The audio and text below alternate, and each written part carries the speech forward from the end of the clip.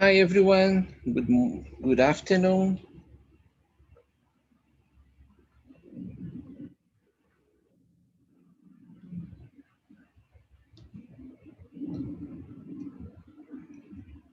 I'm just setting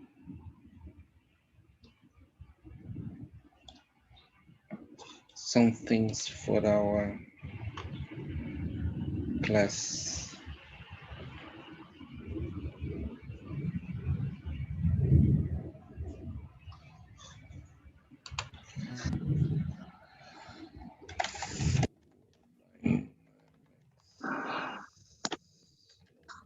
Same.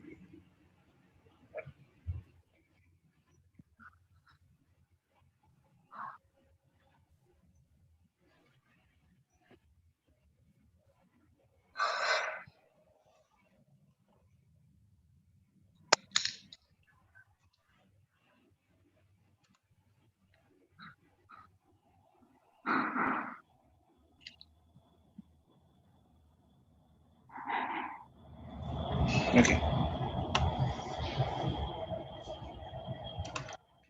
Getting in. And I am.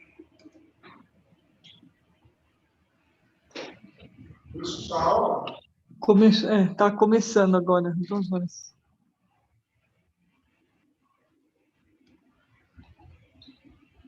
Okay.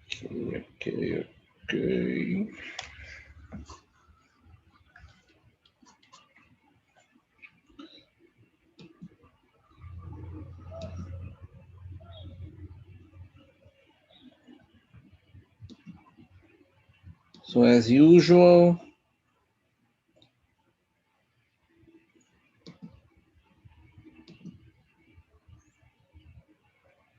I'm giving to some students also the power to accept students.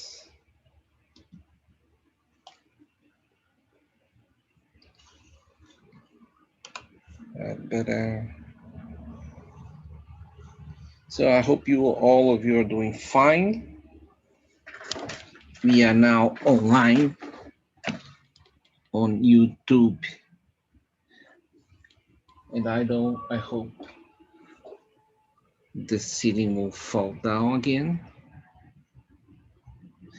Just for curiosity, this is what has felt on Monday.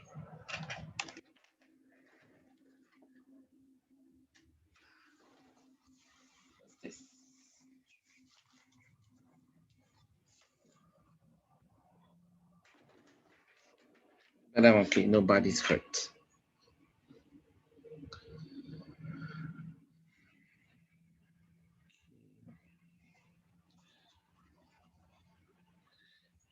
Four, just hold on a little more.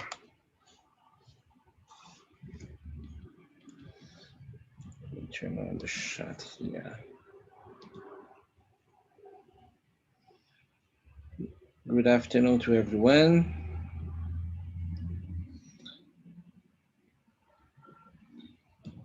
Today our goal is to make a revisitation of what we have learned on Monday and Tuesday. So Monday was the talk of Professor Heiko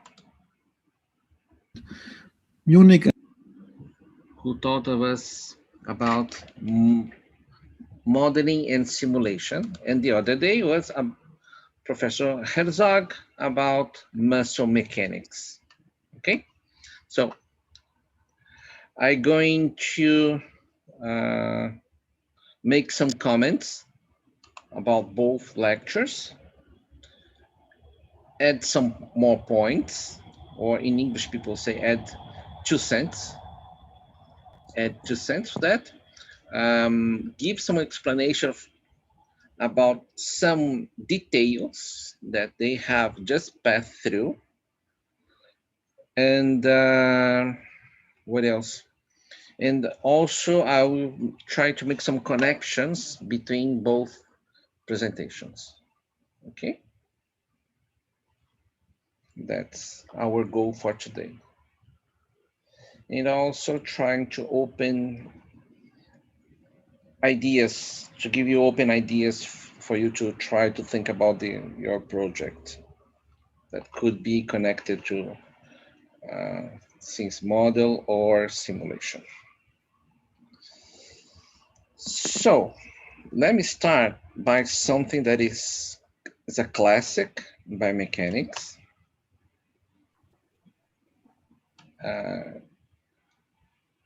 This is David Winter's book, and there is some. Now I'll show something here, then that can help you to make the connection between those two presentations.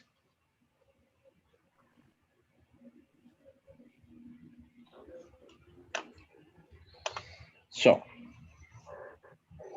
this is a very nice, I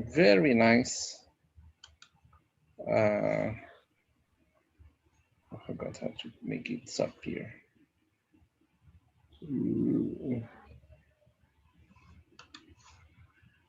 Don't know how to. Anyway, this is a very nice picture or cartoon that let's say who said the cartoon was Professor Enoka. When he saw some drawings, he said, "Oh, this is a cartoon." This was a very nice way to explain. So this cartoon show us the different levels of human movement assessment. So we can measure something, we can describe something, or we can analyze something, right? So that's what we can do. And those things we can do with biomechanics. We can measure, we can describe, and we can analyze. And here, this is another very nice picture. I don't know if you have seen this before, but this is a very nice explanation about how many levels we can study in biomechanics. Okay. So in the first level, it's number 1, it's here. We can understand how it is the neural summation of all excitatory and inhibitory inputs to a alpha motor neuron. So we want to know how we can see the muscle activity. So we can think about how the motor unit works, okay? The second level is when you make the summation of all motor units when you recruit to do an action. And then you see the result Number 2 is here. So you see the command coming from the spine, and this motor command coming from the spine goes to the muscle and tells to the muscle, make a contraction, and then you see all the some of the motor units acting, applying force through the tendon to the bone. Okay, so this is the second level of analysis of integration, or the way we can see movements. On the third, you have all the muscles, agonist and antagonist muscles, making the same thing, applying forces through the tendons to one joint. So then you have the summation of all muscles, and then you see the joint torque. Okay, then you see the joint torque. And finally, you have across all joints, number 4, the coordination of different joints for a motor action. Then we can have the motor synergies. So this picture is very nice because show to us that to understand movement, we can have very different levels of approach to understand movement. But as you can see from this drawing, or from this cartoon, Professor Herzog has presented us some results that are still on one level before the number 1, because he was in the molecular level.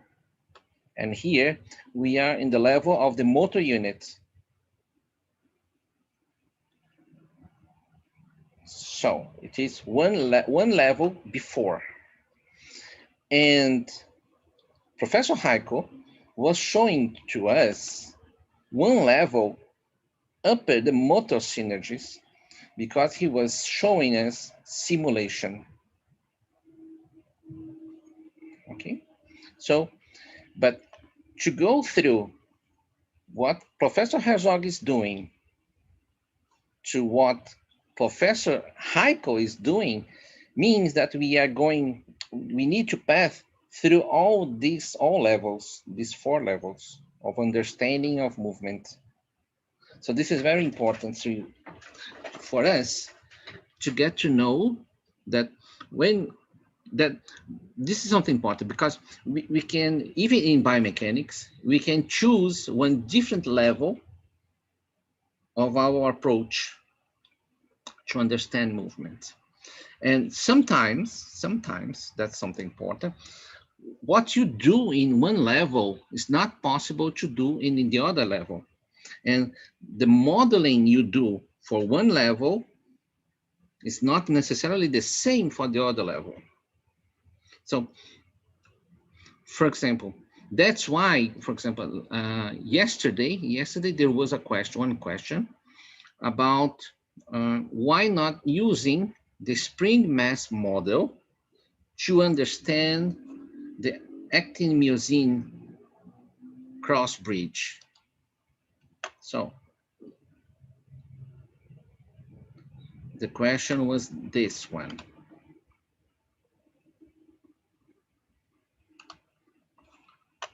So, and I was looking for the paper. Unfortunately, I couldn't find it to show to you.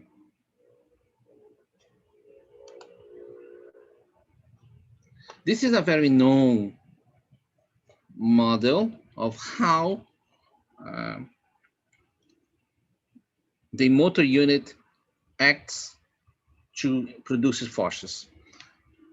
We have 2 filaments. We have the actin, and then we have the myosin. And then we know that the movement of the myosin head makes the sliding movement between those two filaments. So this is a sliding model because here we don't have, we cannot apply the model of spring mass model to this level. Okay, but it's quite funny because this idea, who was this hypothesis of actin myosin activity sliding elements, it was proposed by the 1950s, but only in the 1990s it was directly measured. And I was looking for the paper and I couldn't find it to show to you. But only in 1993, they made a direct measurement of this activity.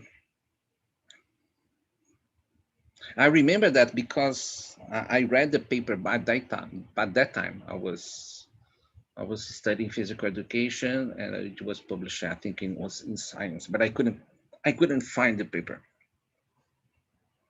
But I remember that I read it. Okay, so it was a model.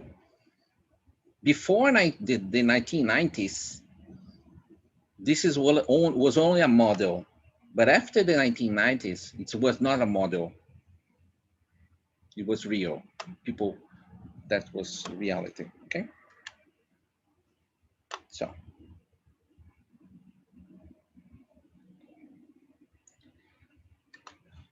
I have here, we can have both presentations on YouTube. I need to change the titles because then it doesn't make easy for people to find it, but I will change. Well, anyway, this is Heiko's presentation. He was talking about modeling and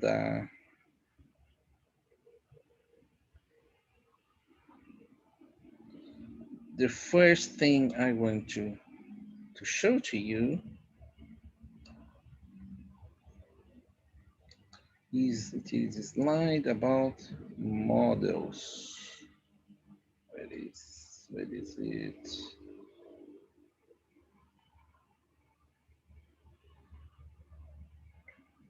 Human body, mental representations. Oh, this is something important too. And there was a very nice paper with the title "How Animals Move." That's why I'm using this. It's from Bob Full, and so we know a lot about the physiology of human motor control, but we still have a lot. So, first question: do you know what is optimization criteria? Is this thing, optimization criteria, clear to you? Yes or no?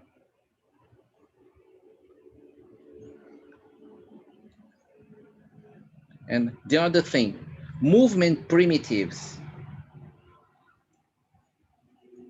Do you know what is movement primitives? Does anybody know? What is it? Yes or no?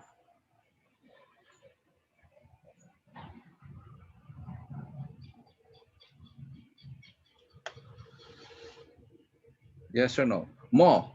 Okay, you said yes, so more. Tell me what for each of the questions you said yes.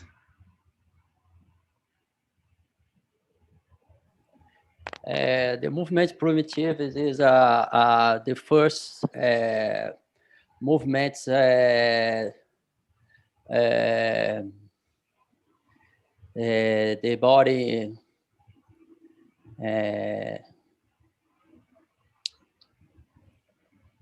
let me see, the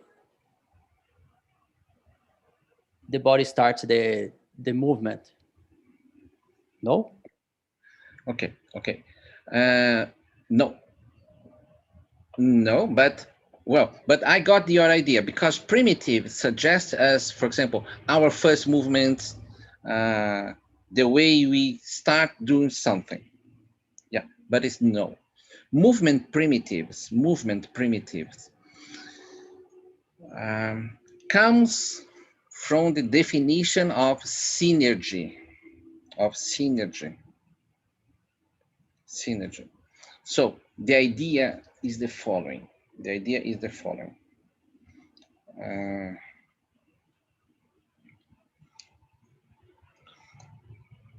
Something that everybody wants to, not everybody, but some people want to know is what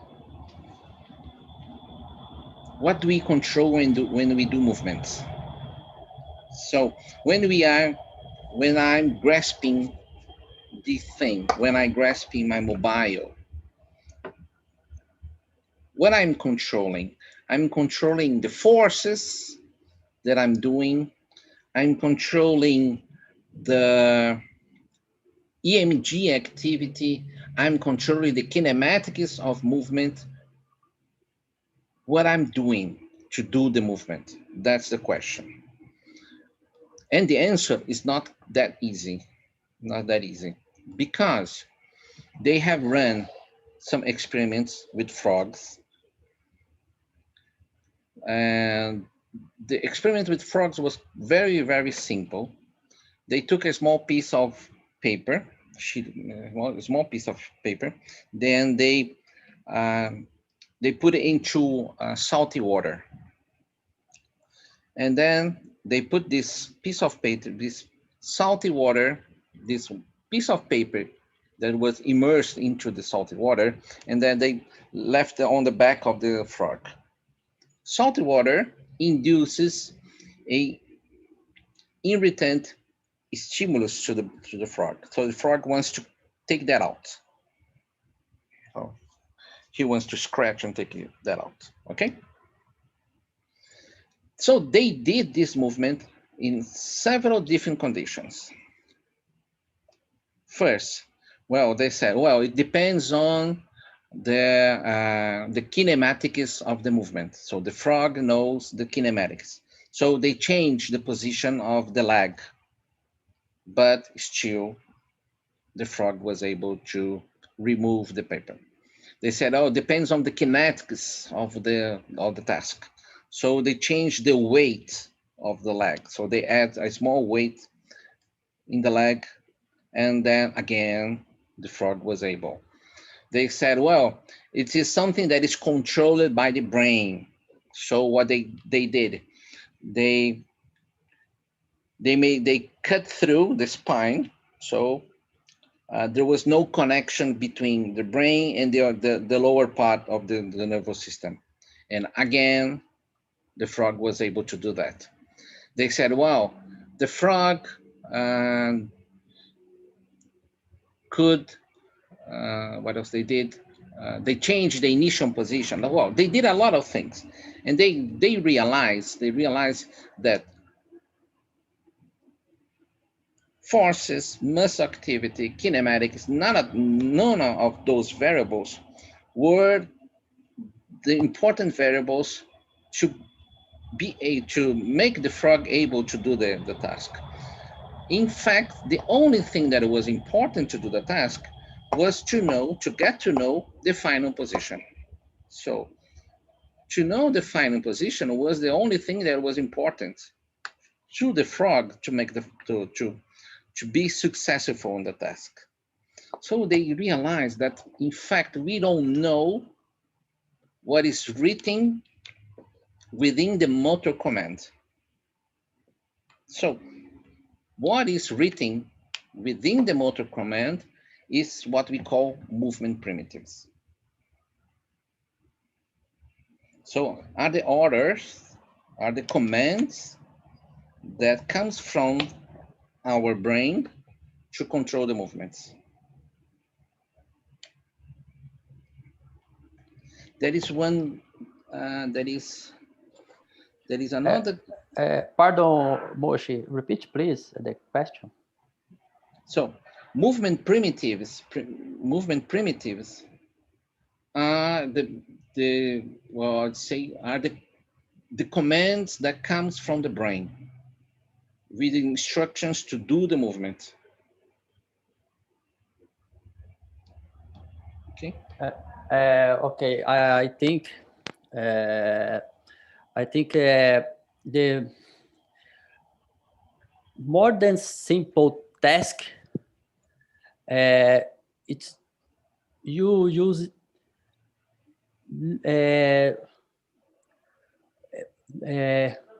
little short information of the brain. It is short information of the brain. The primitive movements is the primitive movements. It's short information. The level the spine, the level of the spine, not the brain, the spine, the reflex is the primitive movement.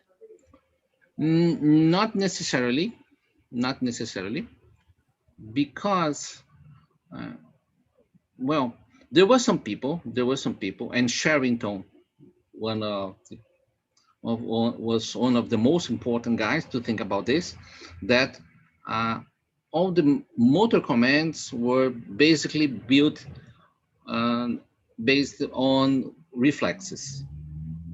If you think about like Sherrington, then you can imagine that motor primitives are somehow connected to reflexes. But we are not pretty sure that if all voluntary movements can be only predicted by reflexes. Although, for example, the idea of the equilibrium point hypothesis, is based on the regulation of a very single monosynaptic reflex. So in terms, we can think that movement primitives are connected to reflexes. But if you give this answer to such question, then you need to give the context. Because, for example, for people, because the definition of movement primitive depends on what you believe is important for movement control. And when I say what you believe, what is your hypothesis / theory that you are based on to explain movements? So, and we are going through some of them, and then I'll make that clear. Okay, Mo? I'll make that clear. Okay. But before moving on, there are two other questions. Another one is optimization. So optimization, it is because when we have an equation, so for example, when we have an equation. Professor. Yes. Before you explain this concept, the idea of oh my God, you say before that you are explaining for us is like the idea of procedural memory. No. Do you understand? No. Well, it procedural memory in neuroscience is the. No, it's not the same, because I'm not talking about memories, but I'm talking about commands. So, yes, for example, yes, because when we talk about memory, we are talking about book. Okay, we are talking about books. And when we are talking about commands, we are talking about someone reading the book to make someone to do something. Okay. So it is a little bit different. but the primitive movements is people reading the book of procedural memory or not? Depends on your approach. Yes, can be. Machi, I don't can I know say if it is if my audio is okay. It's not that okay, Ricardo. Yeah, Monique. Okay, no problem. can I say it is used to convert outputs in motor commands? Well, this is not. It's only part, because this is when you, because motor primitives, the idea of motor primitives, it is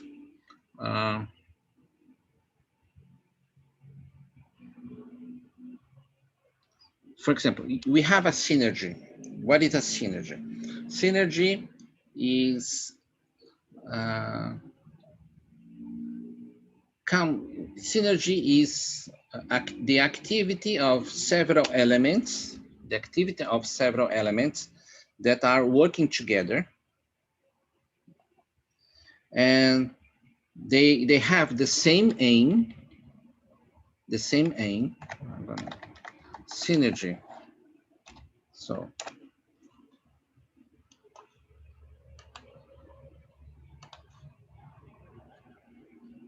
elements working together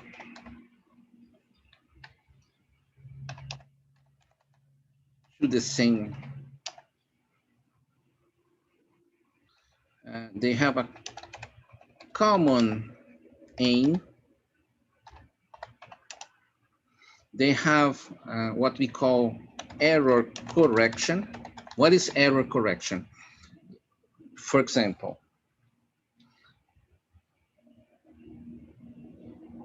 when you are doing, for example, you have a table.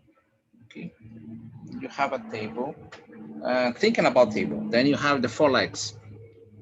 Okay, if you cut one of the legs, the other 3 are not correction, compensation.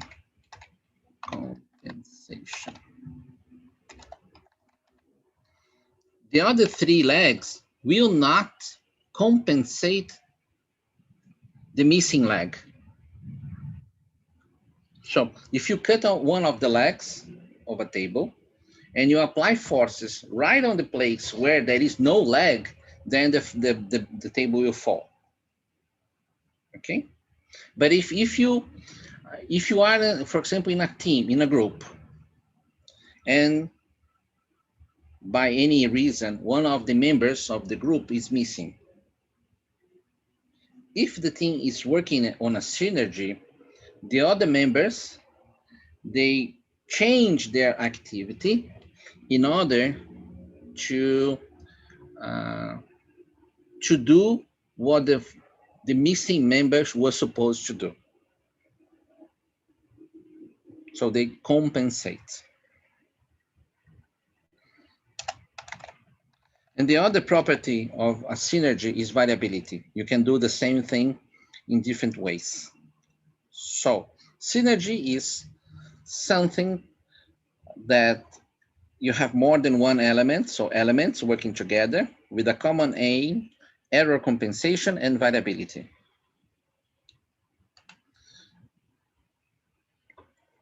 When we are looking to the muscles, what we usually observe is that the muscles are used to do things together. So they usually work on a synergy. They are coordinated. So synergy is a kind of coordination. Synergy is a kind of the coordination, but it's not the only way that the body coordinates something. It's a kind of coordination. And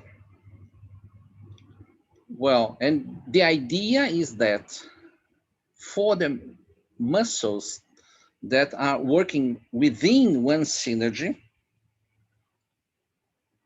we think that they have the same instructions. They they have the same command, and this same command is the movement primitive. Okay. Okay, Maniki. Yes, yes.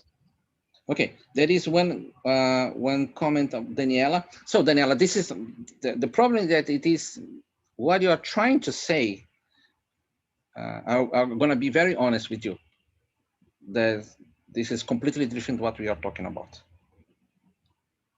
Because the sliding, the idea of sliding, it is that actin myosin, one is movement, the movement of one filament is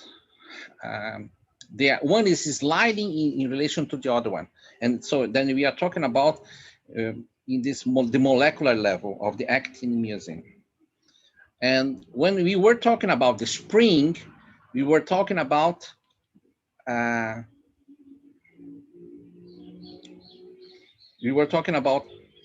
center of mass, the spring model. We are talking about the center of mass, and the movement of the center of mass when people are moving looks like an inverted pendulum. And this inverted pendulum can be modeled just like a spring mass model. So they are completely different things. Okay, and but one of the reasons it is because we are in different levels of understanding of movement.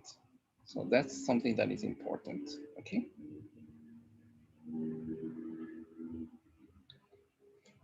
So there is another question. Aline, she's asking about optimization. So optimization, that's what I was going to explain. So something that is familiar to you. Let me write me an equation. X, so let's say function of X is equal to X plus a constant plus A. Okay. So we have one equation, and then we have only one variable, X. When we have one equation and only one variable, we can say that we can solve this equation. But if we have one equation like this,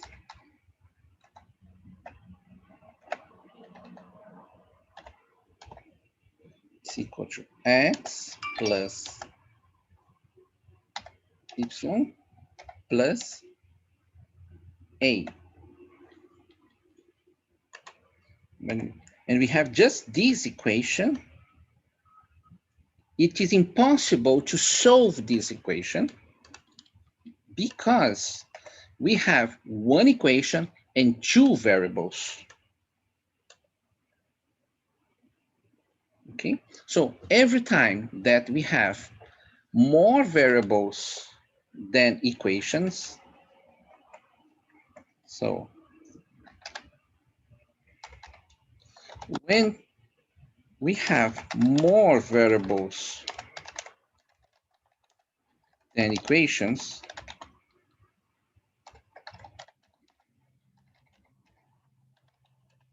we cannot solve the equation, or we can not find an answer. Okay.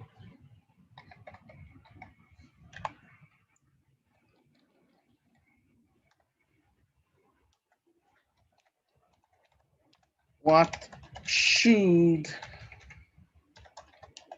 I do?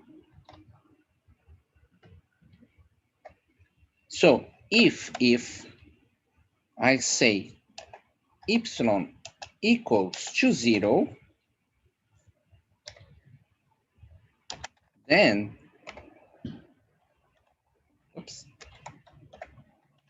this equation is possible to solve.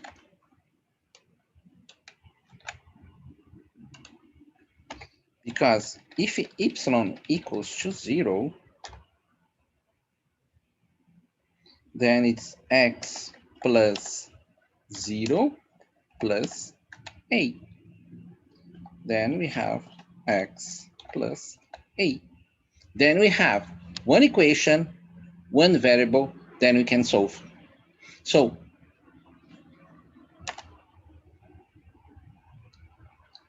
this is optimization.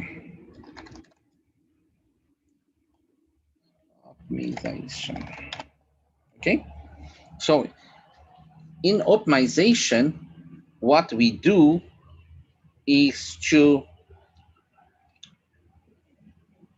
we constrain the variables that we don't know, and constraining the variables that we don't know, we try to calculate the others that we want. Usually, when we constrain the variables, for example, we say that summation of all forces is equal to 0. So summation of all forces means the summation of agonist plus antagonist is equal to 0. Or we say that the changes in acceleration is 0, and so on.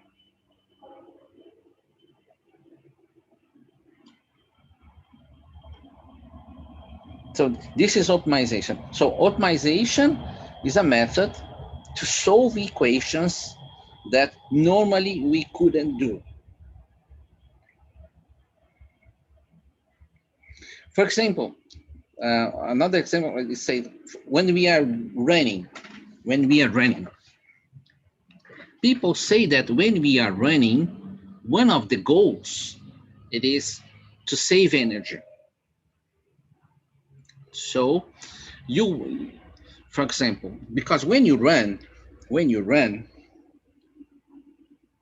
I don't have any toy here. Okay, I have only chicken. For example, when you are running, you can imagine this chicken running. Okay, you can see the chicken. Yes, you can see this. Then the chicken is running. So why does not the chicken is running like this, jumping? Why not? Because if when chicken is running and it jumps, it's going to spend a lot of energy to jump, because then the potential energy has to be is high when you are, because of the height, proportional to the height. So you need to do a lot of kinetic energy to take you out, to take up to the skies. Okay, then what the chicken do? Is very small steps. So the chicken is moving under the idea that it is saving energy. The same thing for people running. Why do not people run jumping? Because they are expending a lot of energy, so they need to save energy. So that which is the optimization principle, saving energy. But sometimes when we are doing a movement, we are not thinking about saving energy. For example, you feel pain. So you feel pain in your elbow, for example, like me. I was feeling pain in my elbow. So what I do, I try to do all the movements in such a way that the pain is minimized. When you are feeling pain in your knee, you try to, for example, you try to climb down stairs in such a way that you will avoid the pain. So what you are doing pain minimization. So pain minimization, energy minimization. When you are doing a movement, we usually do a movement in a very smooth way. Smooth means that you don't tremble when you are doing movements, okay? You are not trembling when you are doing movements. You are doing something very smooth.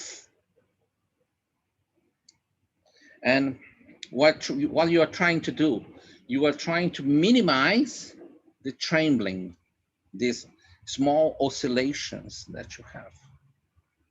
So all of these are types of optimization methods that we voluntarily, maybe involuntarily, maybe doing when we do a movement.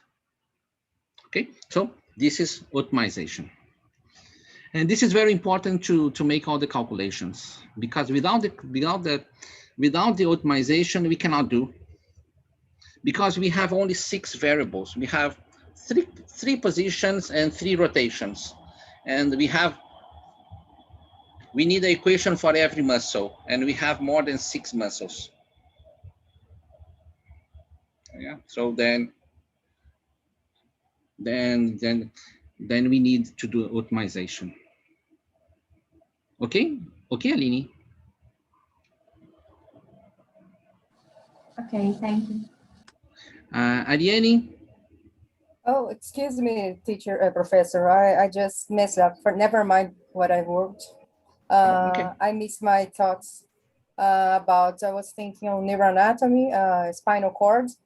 They have afference input, and not in central processing central and on the brain. So I mixed these with sensory motor, neuromotor on children. That's okay. I think about the reflex of Moro, RTCA. What a mess. Never mind. That's okay. Okay. No problem. I'm sorry. No problem.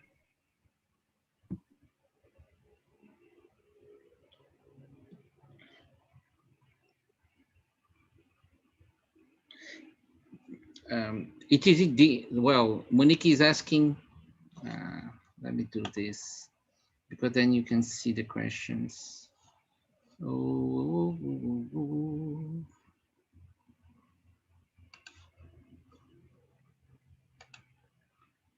Participants. Here. Okay.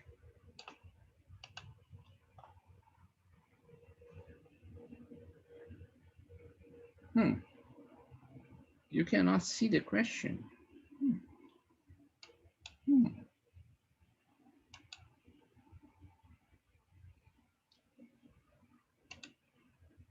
Why you cannot? Many think you open. No, you can't see. Can see. Well, anyway, I'm just reading the chat board, and then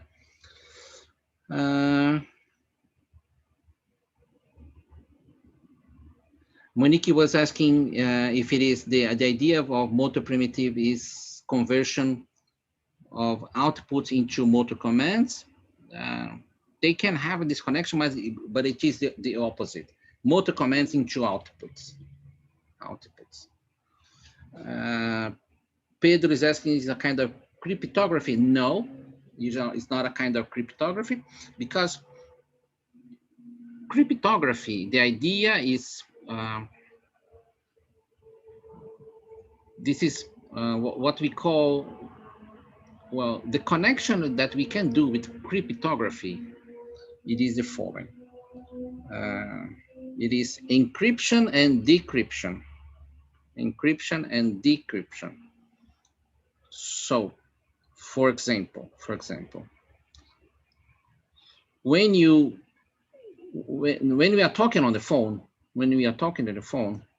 our voice and images, they are transformed into bits, into signal. Okay, and this signal is somehow encoded.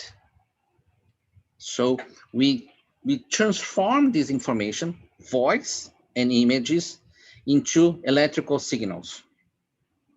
So we are encoding information. And so our brain, we think about the movement. We think about the movement.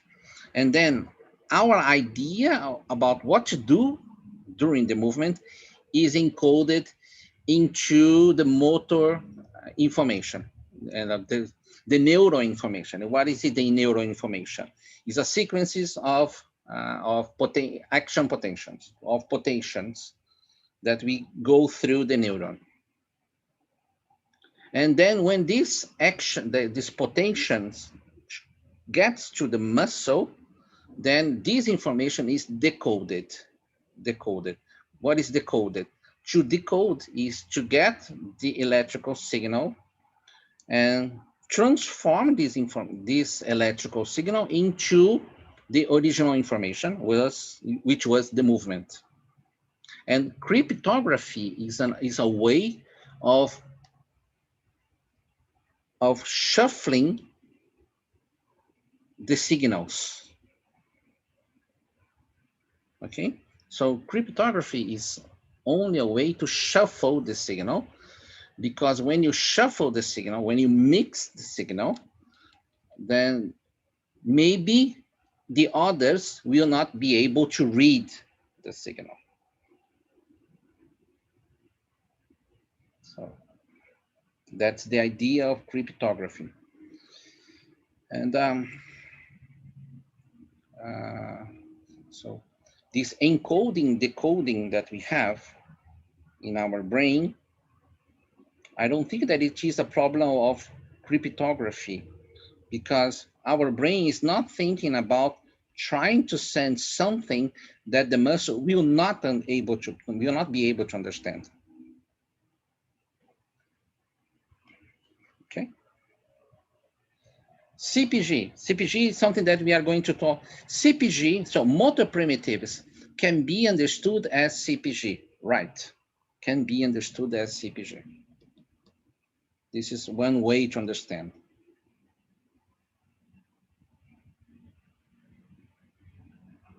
No, primitive coordination is not the same as primitive movement primitives. Okay.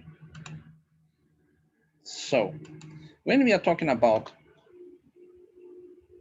primitives, the general idea is that we want to understand how the movement is, how the movement commands are encoded.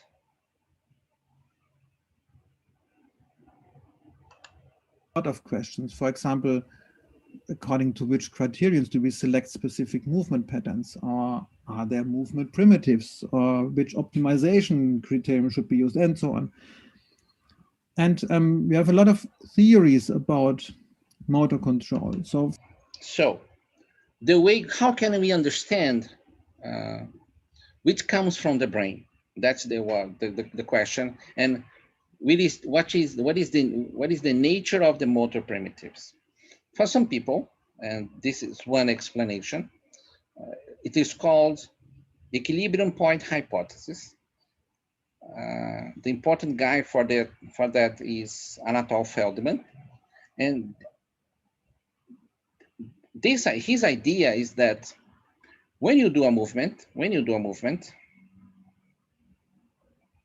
your movement is a result of changing equilibrium point.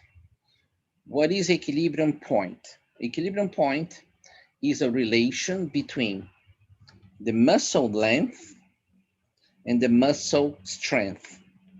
So it means that, well,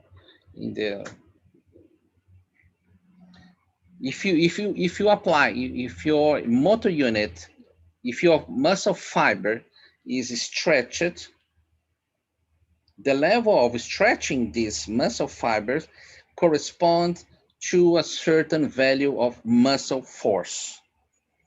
So for different muscle stretch, you have different levels of force.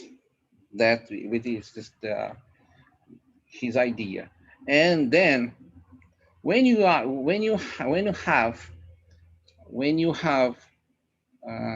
in the movement and under this idea, it is that you have movement when you change your equilibrium point, because when you are in your equilibrium when you are under your equilibrium point, which is a relation between muscle length and muscle strength, you don't need muscle activity. You just need muscle activity to change from one equilibrium point to another equilibrium point. And how you change the equilibrium point? You change the equilibrium point changing lambda. What is lambda? Is the threshold for the stretching reflex. So it's the threshold of the stretching reflex. That is one alternative model. It is instead of changing the threshold of the stretch reflex, they're changing the level of the alpha motor neurons. So, but the lambda model, it is the most common model. So this is one way to explain movements. You have equilibrium point hypothesis, you have equilibrium point, then you change the equilibrium point, then you have movements.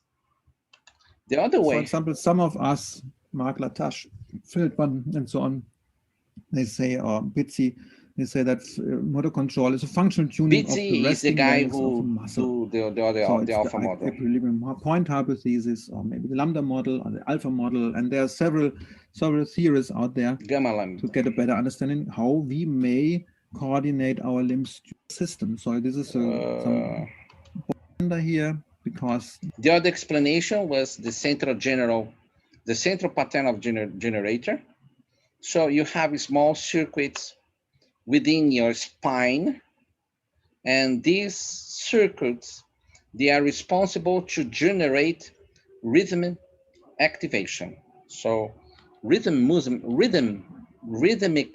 movements, they are governed by these small circuits of neurons that activate and that have active, non-active, active, non-active, and go on. And then with this combination of activation, non-activation, this rhythm pattern, then you can have a general movement. So locomotion is something that is explained by this. And this is also, people use also the idea of CPGs to explain why people are decerebral people, or when you have the connection between the spine and the brain, they are still able to walk. Yeah. The classic experiments you have in cats, when you do this decerebration, then you still, and if you put the cat on a treadmill, then the cat is able to walk, even without any connection with the brain. So that's one of the experimental data that we have that support the idea of CPGs. Okay, and the other example, he was Salamander can swim and walk on land, and he was able to show that maybe the simple locomotion pattern are based on simple connections between neurons in the spinal cord, for example. And there are only some very rough information coming from the brain, but the pattern itself is maybe stored already in the spinal cord. Others, like, for example, this is another example. This is the other approach, and this other approach is, we call this the dynamical systems approach. And when you think about the dynamical systems approach, we don't need to think about the brain. So that's quite interesting to see here, because, for example, for those two previous examples, the equilibrium point hypothesis and the CPGs, we don't need the brain. We don't need brain. We only need the spine to run these reflexes and CPGs. And for the dynamical systems approach, we don't need even the nervous system. We just need the motor system. The motor system, yeah. But my question is, the dynamical system don't need other regions of the brain to understand in most complex distributionist understand of the brain, because I'm thinking about the idea of Nicolelis of distributionist and the localizationist, because dynamical system is an distribution system or not. So when we think about dynamical system, means that we don't need a brain.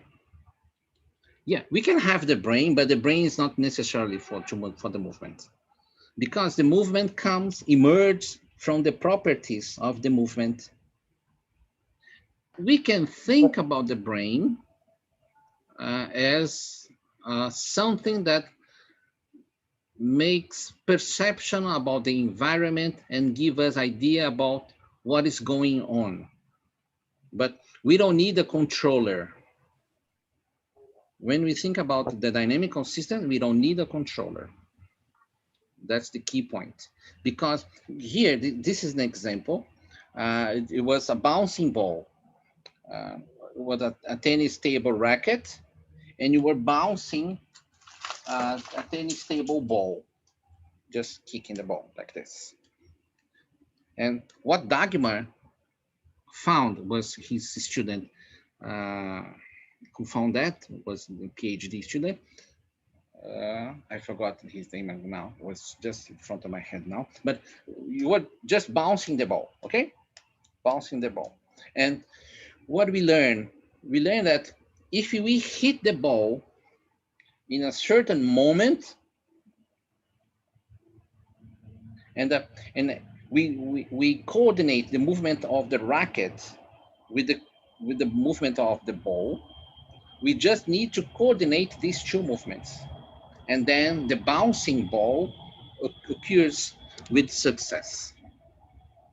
So the general idea of and that's why that is a very, for example, people who thinks about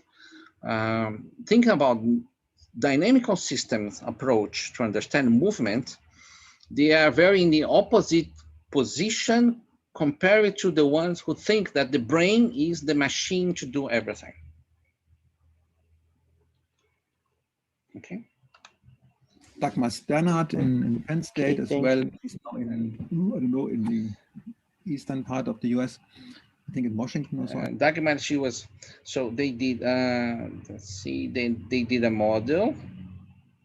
And this model, no, let me go a little bit forward. It's not here.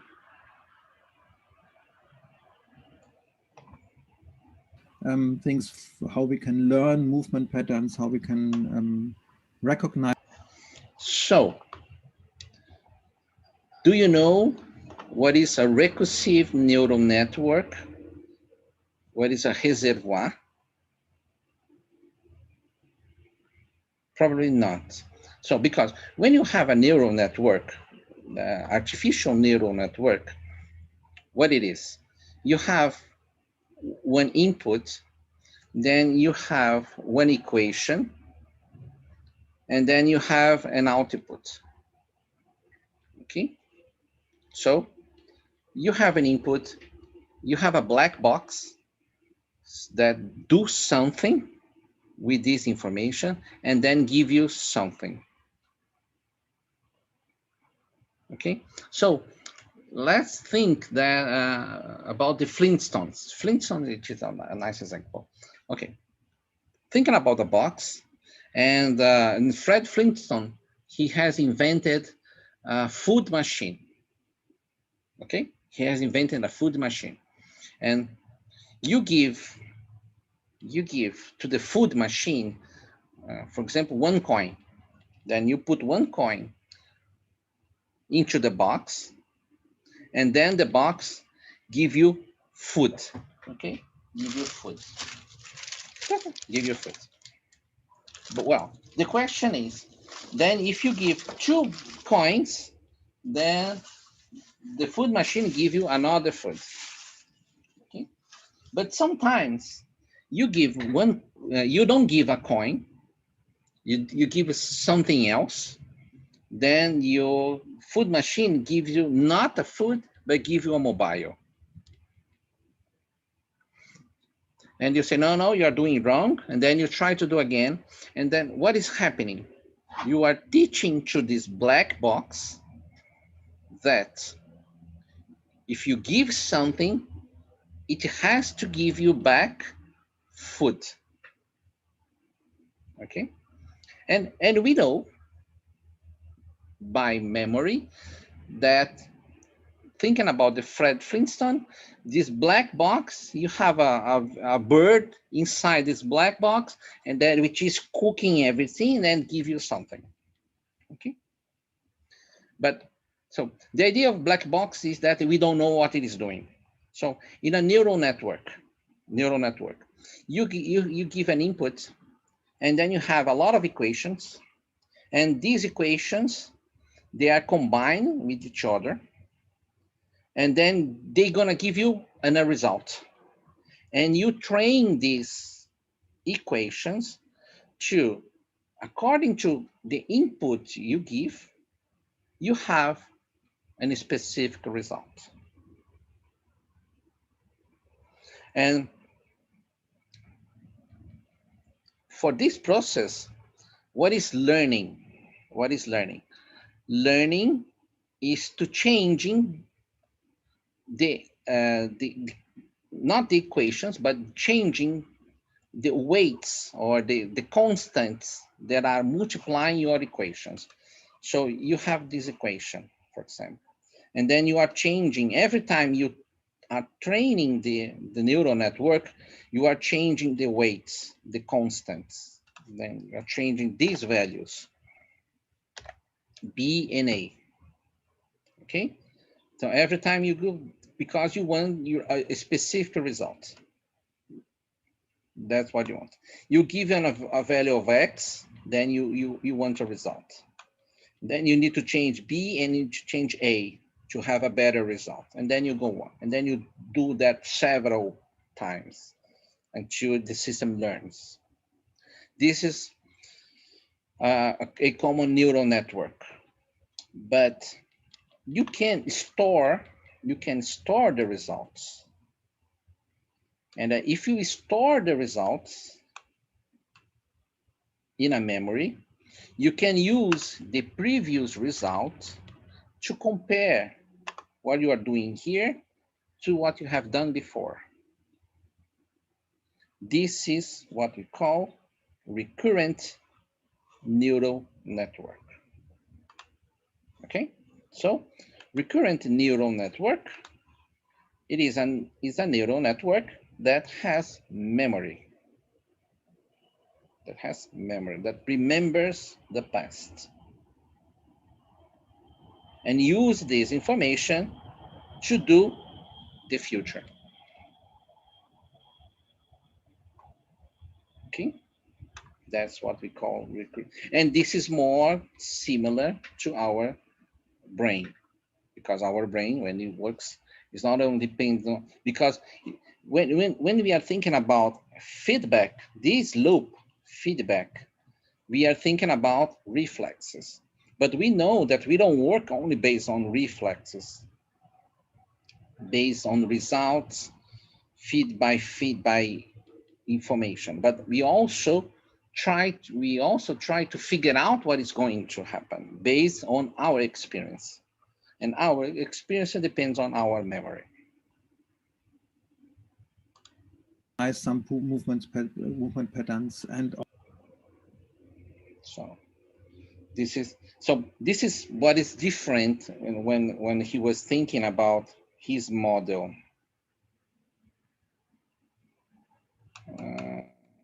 See here.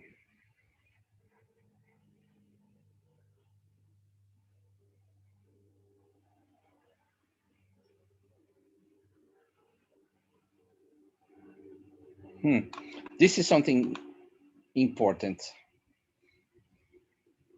This is something important. And the next stick and so on and so on. And this is he was explaining how we can model walking. And he said we can think about walking as an inverted pendulum. Why do we think walking as an inverted pendulum? I was supposed to have this pendulum.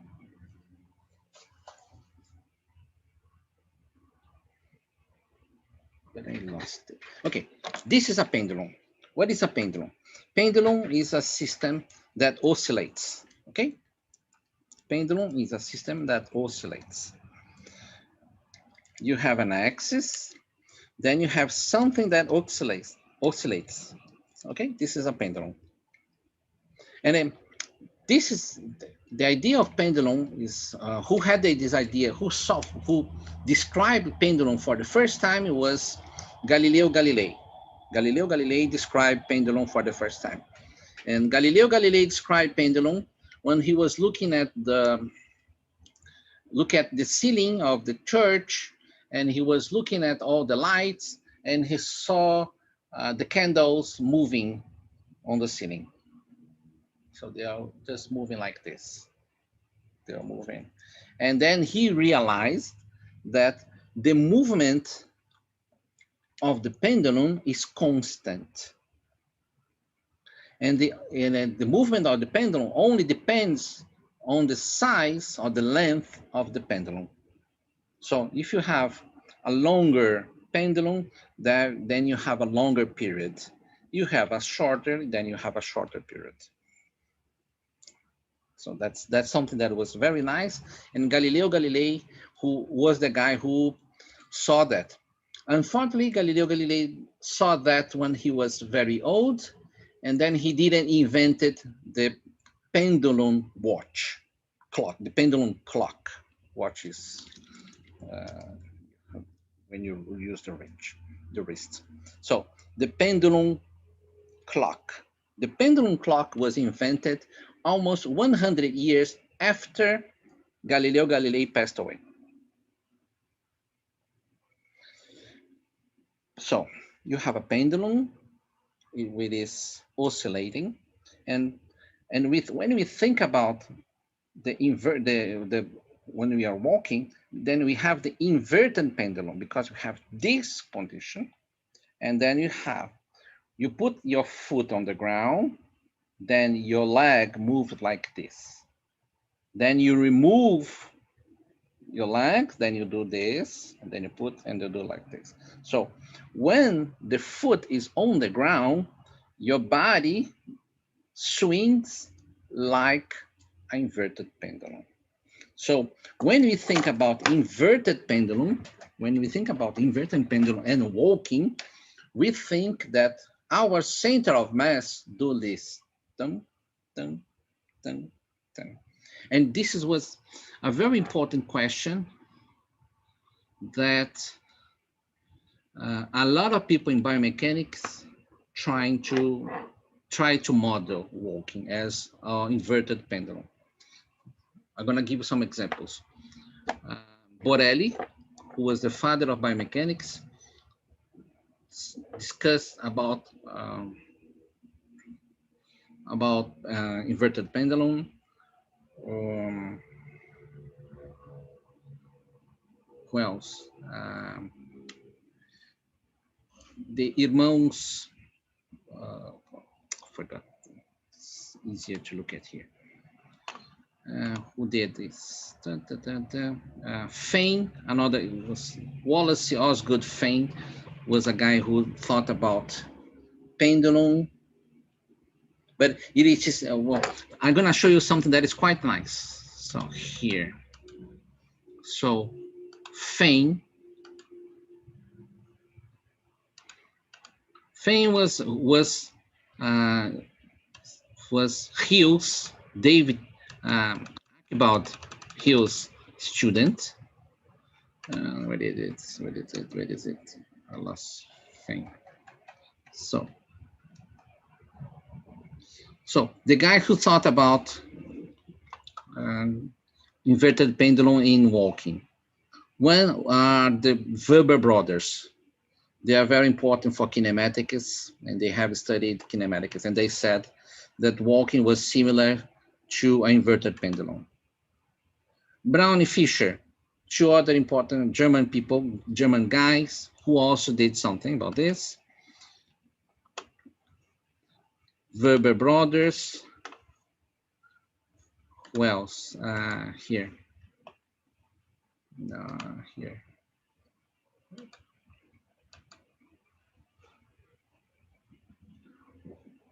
Fein was Hill's student.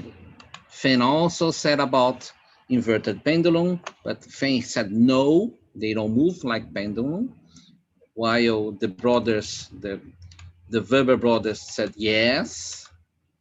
And who else? Who else? Here have. And Leonardo da Vinci, and Borelli, all those guys thought the same. So this discussion about walking is an inverted pendulum has more than 300 years.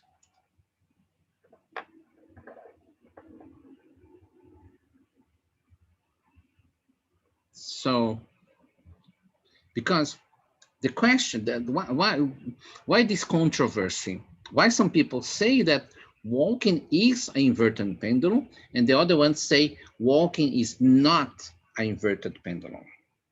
The answer is very simple. The answer is very simple. Because when you have an inverted, or when you have a pendulum, the pendulum swings without forces. So if you have a pendulum, then you start, if you start the movement of the pendulum, and if there is no friction, then the pendulum is going to move forever. Okay, because this oscillation will keep the movement forever. Okay, the only way to stop, and the reason why we don't have a perpetuum pendulum, it is because we have friction here. So there is some kind of friction here that spends part of the kinetic energy, and then it stops. So the basic idea, supposition that we have, it is that if walking is like a pendulum, like an inverted pendulum, it means that we don't need forces to walk. That's the supposition that we should have if we think that walking is like an inverted pendulum. But we do have EMG activity when people walk, even during the swing phase, when the leg is acting like a pendulum. Even during the swing phase, we still have muscle activation. So if we have muscle activation, then it means that we have forces. And if we have forces, this is not a pendulum. So that's why people say that walking is not a pendulum. Walking is not a pendulum because we have forces.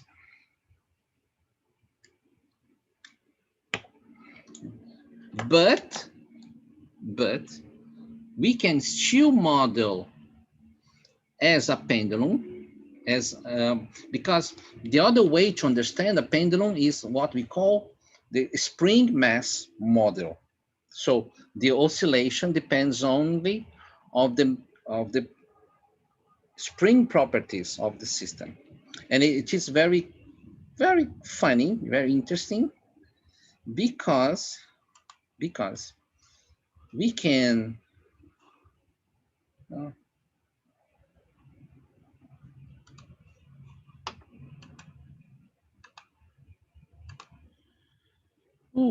I closed the file. Well, I can send you later.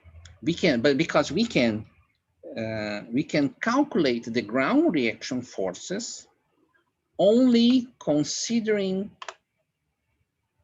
the foot support time and the body height when you are walking. We can have an estimation of this. And this estimation is based on the ground reaction forces. This is an example. This is when bachelor dissertation Anajala did, and we apply this spring mass model to understand how people runs.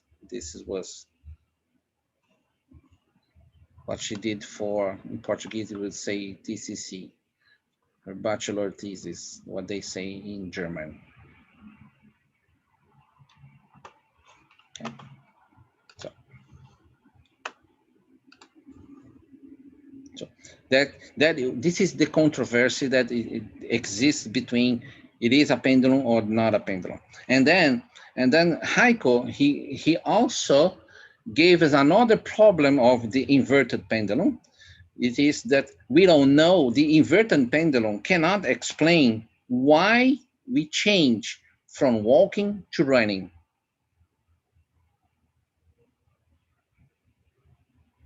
Okay, from walking to running, the inverted pendulum cannot explain. And he said that, well, then he showed that the double pendulum can explain. So it is another model.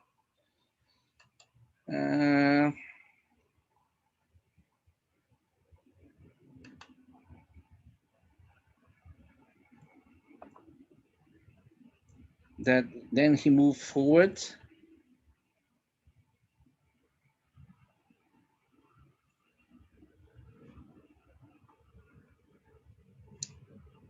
It's coming. And then he said something that I think that I don't know if all of you know, but then he said about forward dynamics.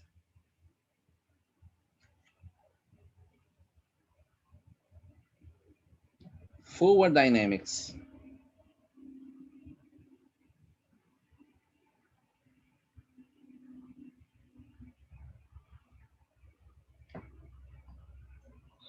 Forward dynamics. Do you know what is forward dynamics?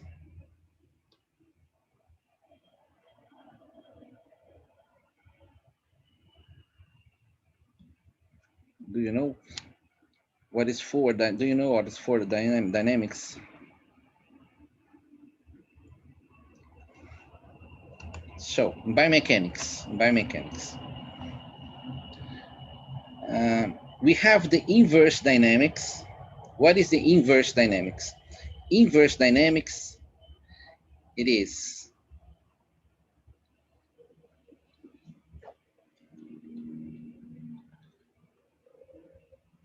you know the accelerations. You know the acceleration, and then you want to understand the positions.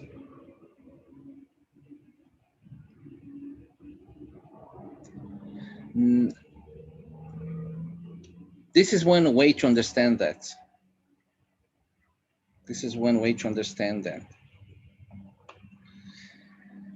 For example, we know how much force we are applying on the ground.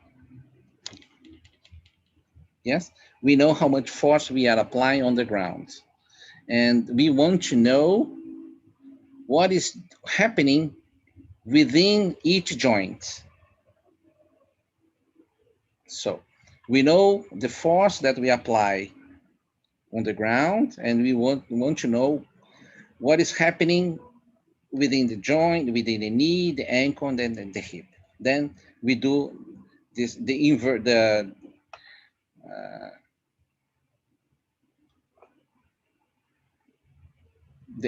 dynamics. But we can do the following. We know the kinematics.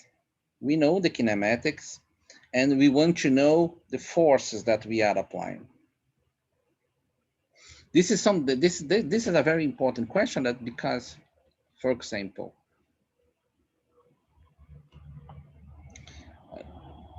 people always asking if when we do movements, we do movements thinking about we know the kinematics, and we want to know how much force we should apply for each joint, or we know the forces on the end point, and we want to know the movement that we have in each joint. So this is two different ways to understand the movement. But we also have this forward dynamics. What is forward dynamics?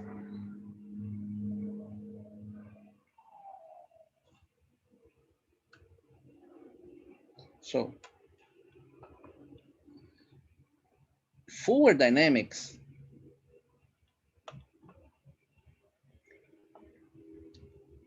we know the dynamics,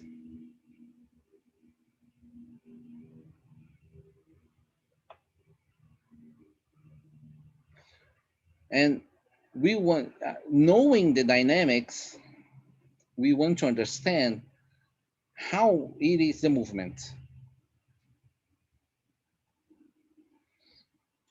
So when he said, I'm using forward dynamics within my model,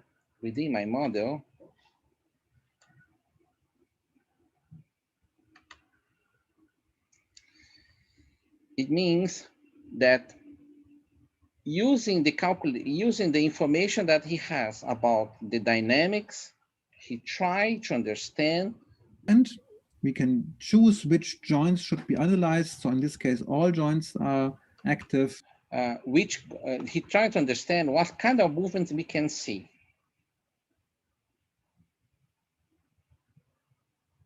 So this is forward dynamics.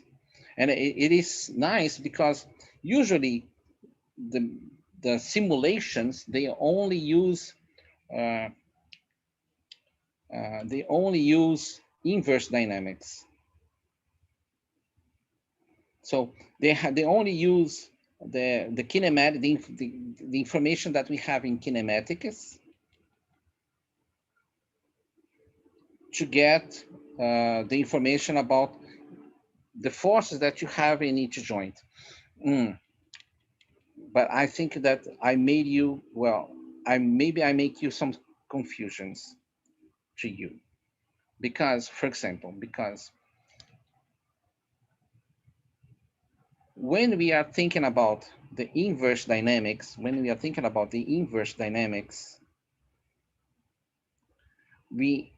to calculate the forces that we have in each joint, when we are calculating the force that we have in each joint, we have in fact two information.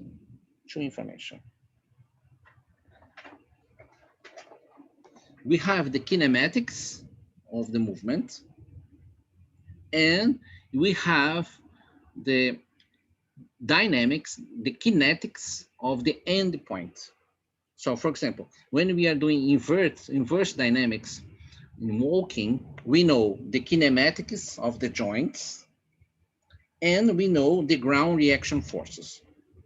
So with the information of the kinematics of the joints and the force of the end point, the ground reaction forces, then we can calculate the joint forces, okay? then we can calculate the joint forces. And this is the idea of inverse dynamics, because you go from the dynamics of the end point to understand the dynamics of the elements, the joints. Okay, but when you go to the direct dynamics, you know what is going on within the joints, and you want what is going to happen with the end point. So I know how much force I'm going to apply on each muscle, and I want to see the final result, the movement of my hands. This is direct dynamics. But when you do that, when you are doing, because when you are using motion analysis systems, what we usually have is inverse dynamics.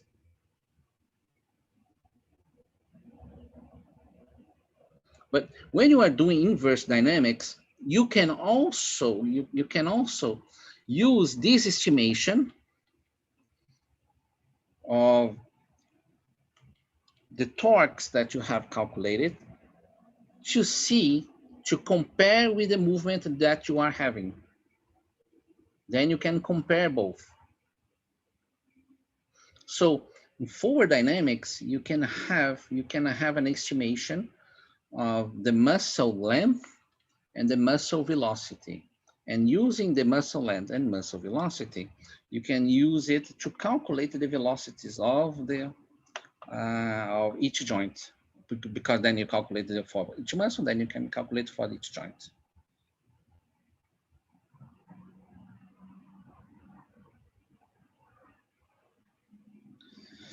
So when you have the forces,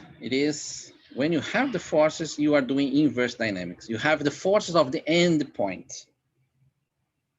So you have a chain, a kinematic chain or a kinetic chain, doesn't matter.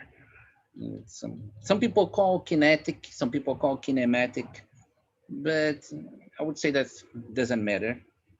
For the general idea, it is almost the same. You have a linked system, and this linked system is a chain, and the end of the chain we call end point. So I have a chain. I have arm, forearm, and hand.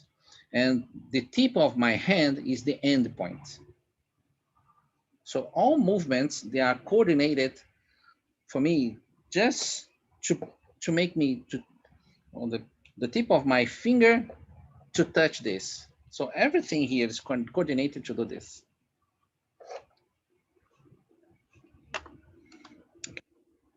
So forward dynamics, it's okay? Any doubts?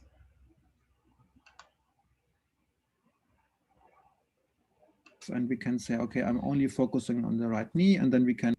And then this is the problem of, because when you are doing science, you want to describe, and after you do description, just like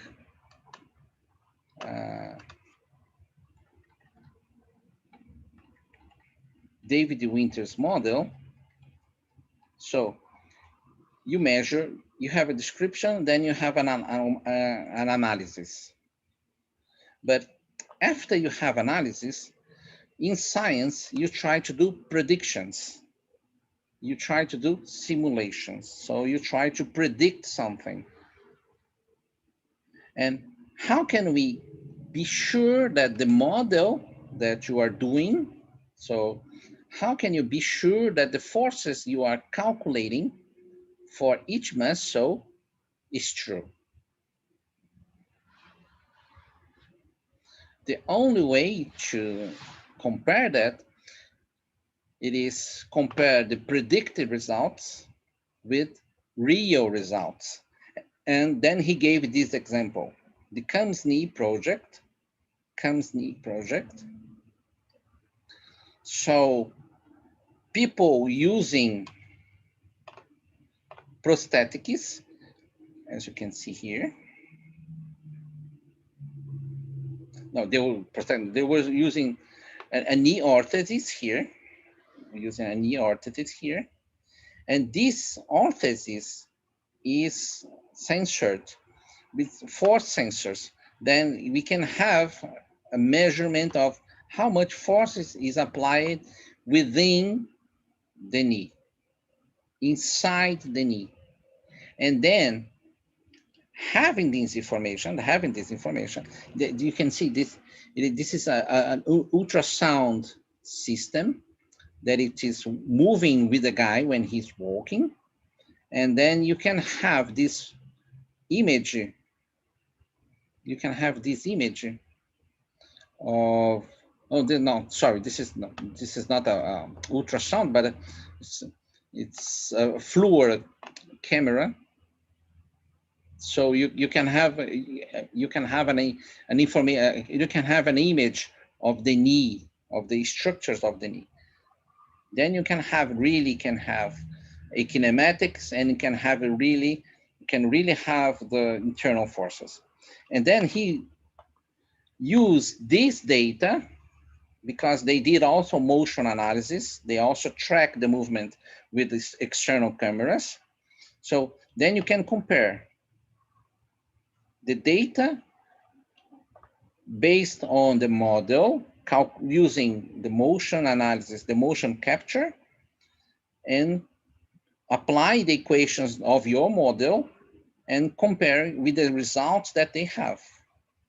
And the very nice thing is that their model is working very well, because they are able to predict what is happening with I can say that it's about 90% of accuracy of the muscle forces. Okay. And then he gave us some applications, because if you use this system or this model, then you can calculate the internal forces, and then you can change movements, or you can change the way people move, and then you can calculate how much force they are doing, and then you can say, okay, this is a good way to do something, or this is a bad way to do something. And this is not only based on what you think is happening, but it's based on the forces that you have calculated. Okay, so this is a very nice application for movements, because you can use a motion. You can record a movement. You can use a motion analysis system. You record the movement, then you apply this system, then you apply all these equations, then you have the knee forces, then you have all the forces, let's say here. Then you can have all the forces on the quadriceps, and can have the trunk muscles, and you can have information of all muscles. And the information of all muscles, then you can say, okay, doing this exercise is good or not.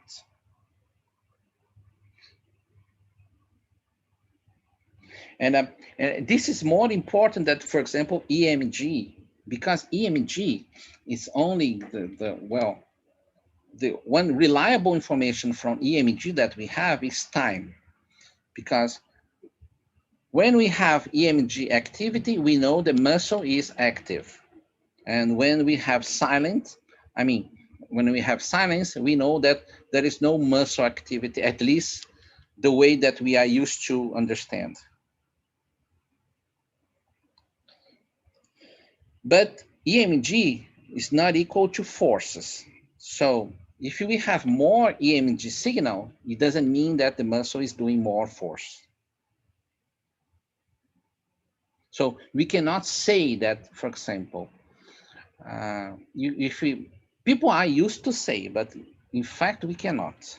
If you are doing an exercise and you doing exercise in 2 different ways. And we have different muscle activity, and we have different EMGs. Those 2 different EMGs doesn't mean that the exercise that done in one way or another way, you are doing more or less muscle force.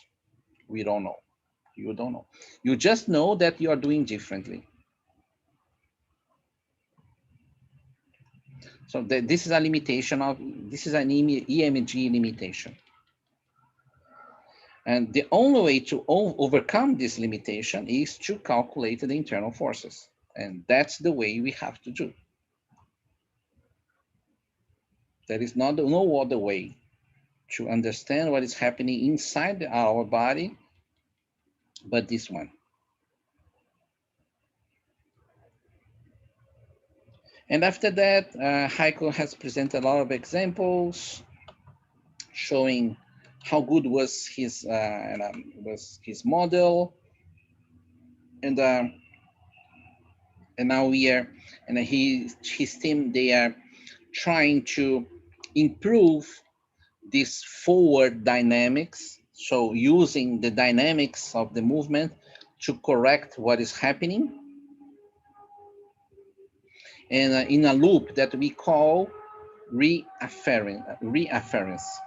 So reafference is because we have within our nervous system, we have the afferent signal, which is basically the senses that we have. So we feel something, this is the afference information. And then the afferent information comes to our mind, to our brain, and then we make then we turn that into meaning. This is perception.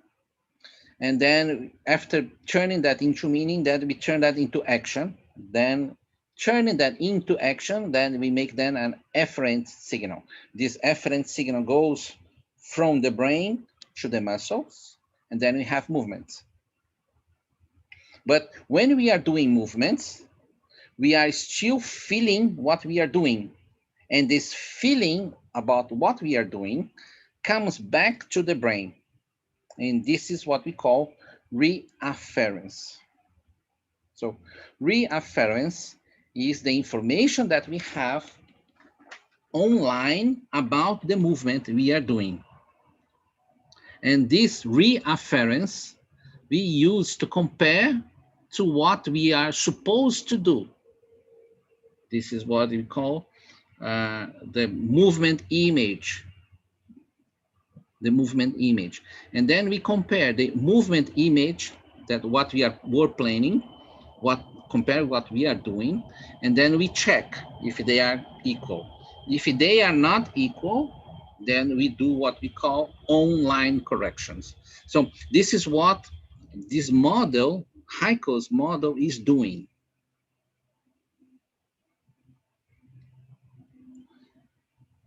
So that's and this is something that is very nice within the model. Okay. Any doubts?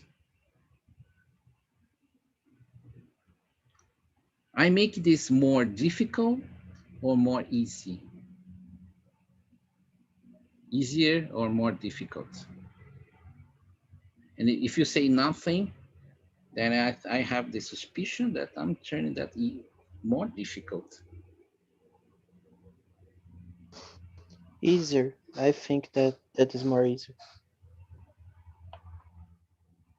Okay. Okay. But please give me more feedback anyway. Well, let me move to Herzog. Walter's presentation. Easier too. Yeah. And for Walter's presentation, Professor Herzog presentation, something that is basic for his presentation is to remind us about muscle mechanics. And muscle mechanics, when we talk about muscle mechanics, we are talking about this thing. This is basics muscle mechanics, something that we learn in during undergraduate studies. This is basics. What is it? We know that there is, for the muscle, there is one strength, one length force relation, and there is one velocity force relation. What it means? What it means? It means that if we change the length,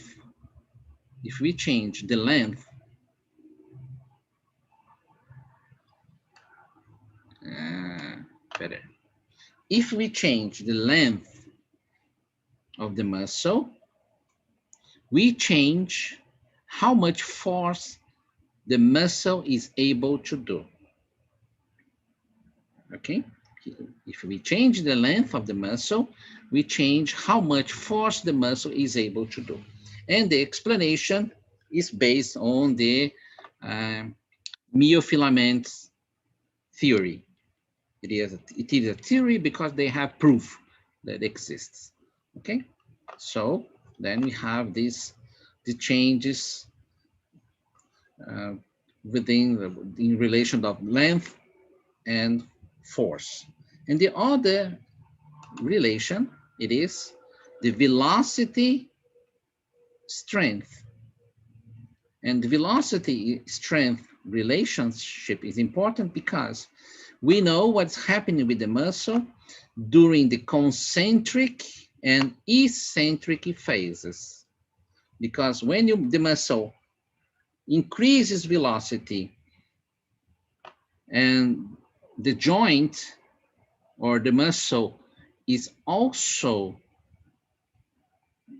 it is shortening, so when the movement of the joint is in the same direction of the movement of the muscle, then we have concentric action. And when we are doing the opposite, it means that when you are doing the muscle activity it is in the opposite direction of the joint, then we have eccentric action. And please, concentric and eccentric action doesn't have anything about gravity, because some people try to give some definitions of concentric and eccentric actions in relation to gravity. Please, there is no connection. The connection is very simple. If the movement and the muscle action are the same direction, concentric. If they are in opposite direction, eccentric. If you don't have movement, so in other words, if velocity is equal to 0, then you have isometric action. And the other thing, it is that I'm saying action because some people complain when you say contraction, because although the sarcomeres is always doing contraction, when you are doing the eccentric activity, your muscle is not shortening, but it is lengthening. So people say that, which is a kind of ambiguous to say eccentric contraction. So it's better to say eccentric action. Okay.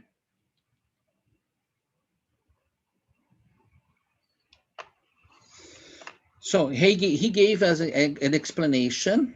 He gave us an explanation why we have more forces during the eccentric phase of the movement. Why? Because he presented us results that show that during this phase, there is a caution activity connected to the chitin filaments within the motor unit, that they change the length of the chitin filament, and then it results in more force. So this is very important because usually when we think about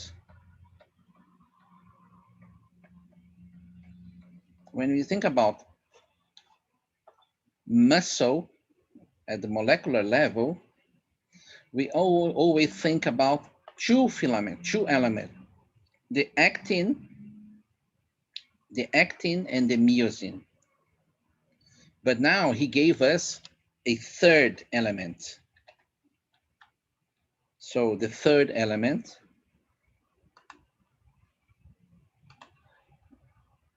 was the chitin. That goes from the middle. Because we always thinking about the A band, where we can find the actin and myosin, and this was the only important part of the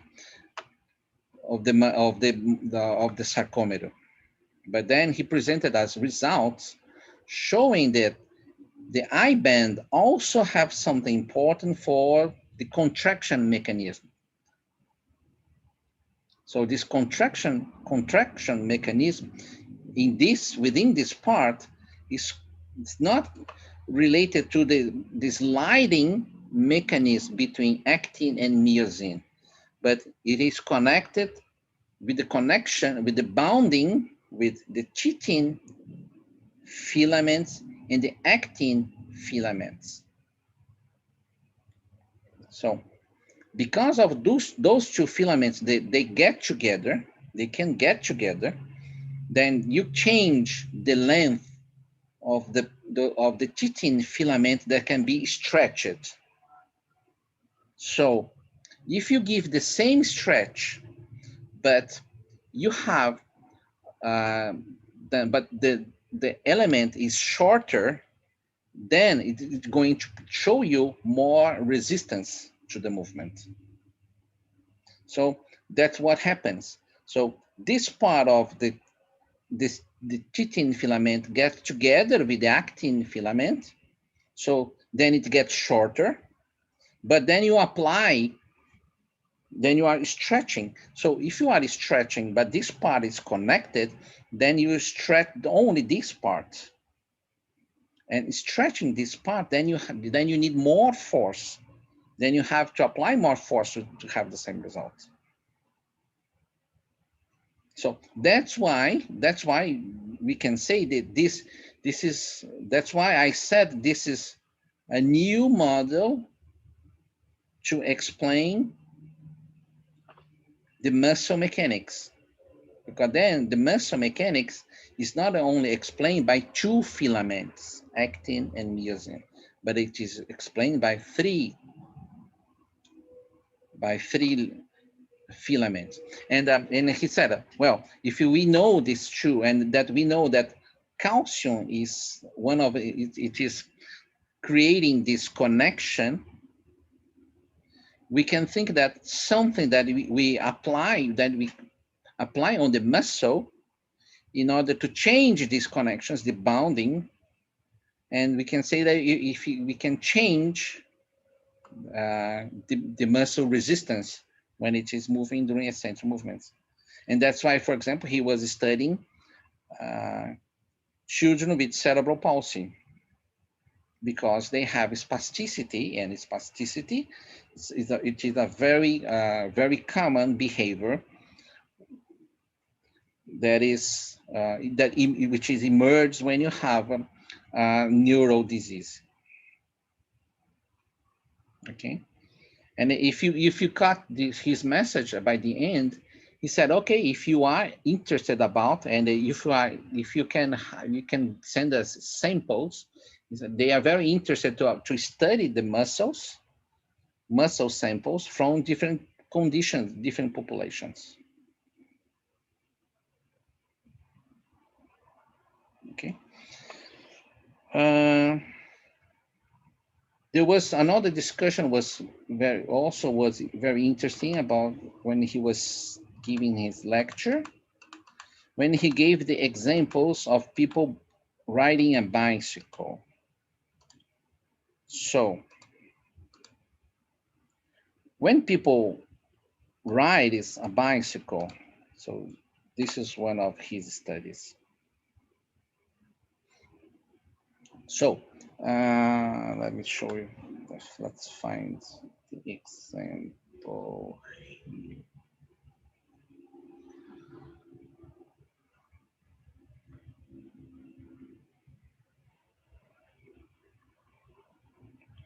I want to see the picture to show you.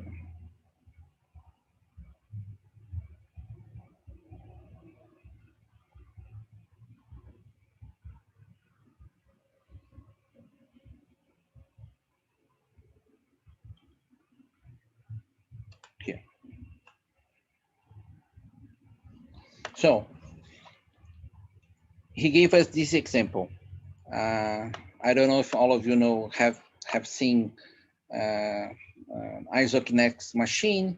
You have this Biodex. It is one of the isokinetic machines where you can do exercise or you can do measurements of muscle activity, of joint torques. So what he did, he asked the subject to do, for example, a knee extension or knee flexion as strong as possible, okay? And then he measures also at the same time the joint torque. He also measured the EMG activity, and using ultrasound, he measures the changes in muscle length, okay?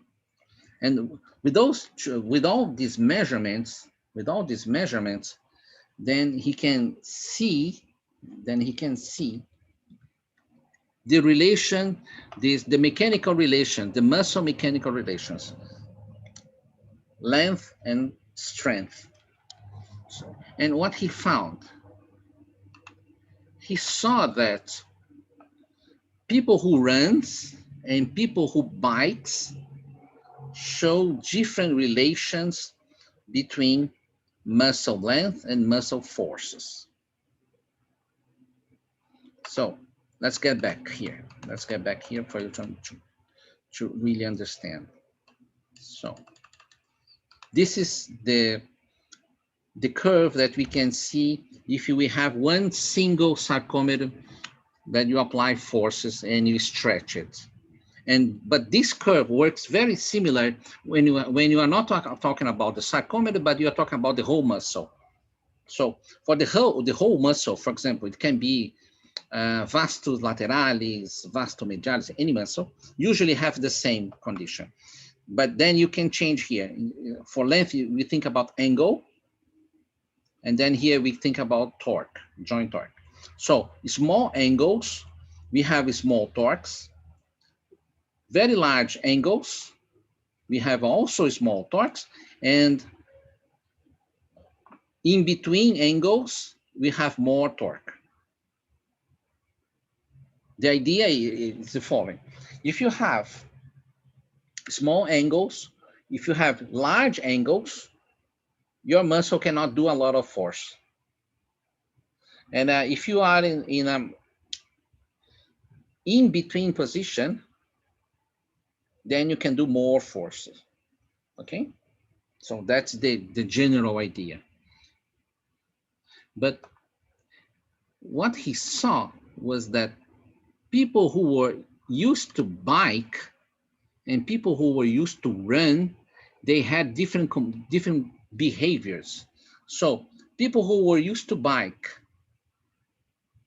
if you stretch the muscle, then they can do more, they can do less force. It means that when you are extending, then the force, then you measure the force in different angles. That's the idea. You measure the force here, here, here, here, here, here. Well, but they didn't do that for the elbow, but they did for the knee, okay? So if you have your knee full extended, so here, when you think about muscle length, let's think about muscle, let's think about the knee. Let's think about the knee. So small angles, so a lot of flexion, and here a lot of extension. So for people who are used to bike, they have more joint knee torque when they have the knee flexed. And as long as they extend their knee, then the force decreases. And it is right the opposite compared to who runs. So that is, this is the result that he has found. See you tomorrow, Thiago. But then he gave why this happening? Because this was the measurement. But then he came with the explanation. The explanation was the following. When you are running, usually what you are doing, it is your muscles are not very stretched. Your muscles, or means that when you are running, most of the time, your joints, they are not very full, they are not fully extended. They are flexed. So they are used to do the exercise, the running, in a mode where your muscle is not very extended. And usually they use the muscles to make short extensions to pull you,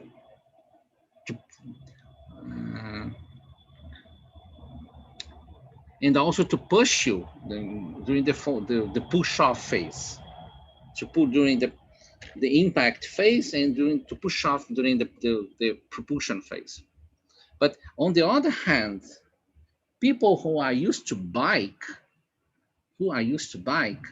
they need a lot of forces when they are finishing, when they are moving the crank, and they are extending the knee to get more force, because we know that when you are in the lower part of the pedal, it is the lowest force that you have because the position of the crank. So with the position of the crank, it is not very it is not the most efficient position for bicycle. Then you need to compensate doing more force there. So that's the reason why people who bikes has a different behavior, muscle behavior, compared to people who runs. You see? And this was a consequence of his explanation about, that's why he was telling the story about bikers and the muscle length and muscle strength. Okay, so according to his explanation, it means that your muscle behaves according to what you are doing. Depends on how much, when you need more forces to do the exercise. You need more forces when you are doing extension, or you need more forces when you are doing flexion. Okay, that was the consequence of his explanation. This is something that is quite nice. There is nothing in relation to what he said, but it is nice. This is a very nice experiment from the 1980s. And by the 1980s, they realized that muscle doesn't change its volume when you have contraction when you have an active muscle activity. This is a very nice experiment because you have this. This is it's a glass, and within this glass, you have a muscle. Then you apply an electrical stimulation. Then this muscle get active, and then there is a rubber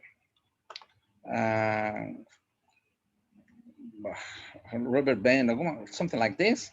And if the muscle volume changed, then the pressure of air would change, and then you could measure this. And it is quite nice because then we know since the 1980s that the muscle doesn't change volumes when get active.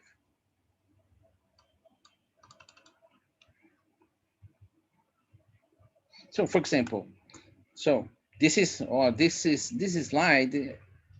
I think that is almost. I made this slide for when I started giving classes in biomechanics by 1990s. So it is more than 20 years old. So you see, by now, this model is old.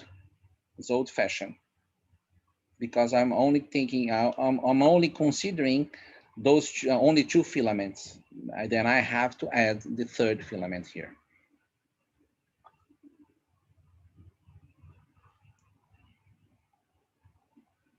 Okay, so in other words, that's what Professor Herzog was explaining to us. He was giving a lot of examples of the consequence. There is another one, just one thing else. Because then I made him a question about the fan effect. And I think that most of you doesn't know about fan effect. So there is a quite nice story, because Hugh was the guy who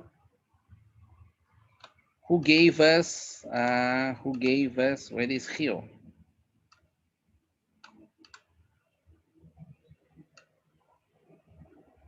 It was right here.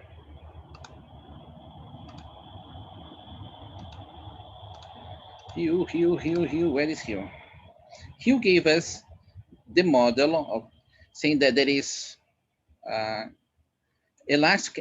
parallel and serial elastic element, and there is a serial contract element in the muscle. This is what people call Hugh muscle model. And one of the ideas of Hugh was that the muscle can be understood as a spring. So the idea is that if you stretch the spring, then it's going to give you force. The idea is that if you change the length of the muscle, then you have force. That's the idea. And then one of the consequences of Hugh's observation was that the energy consumption during concentric and eccentric activity should be different. Because we could say that, and we are used to say that during the eccentric action, we have the elastic energy that are giving us more energy to do the movement. That's a very common thought that people have. Okay, that people has. But then Fenn came and said the following.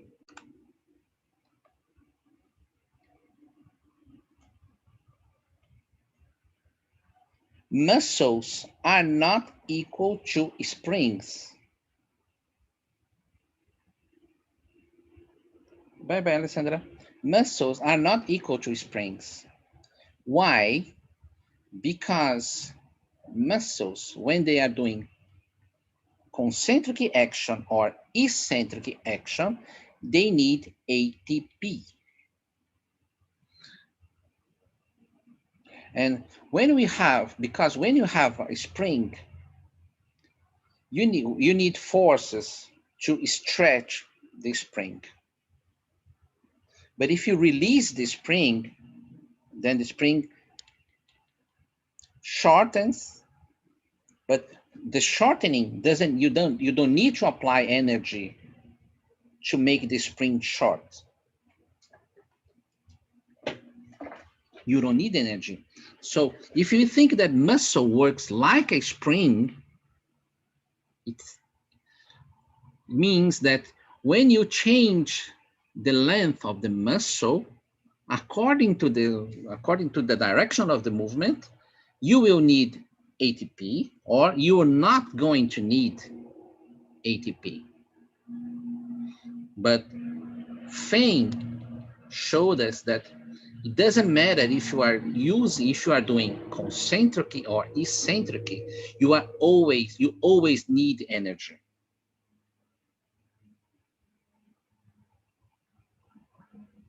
So that's something that was very, very important about Fein, and people call this Fein effect. Fein effect. And that's why I asked Walter if the idea of the titan connections could explain Fein effect.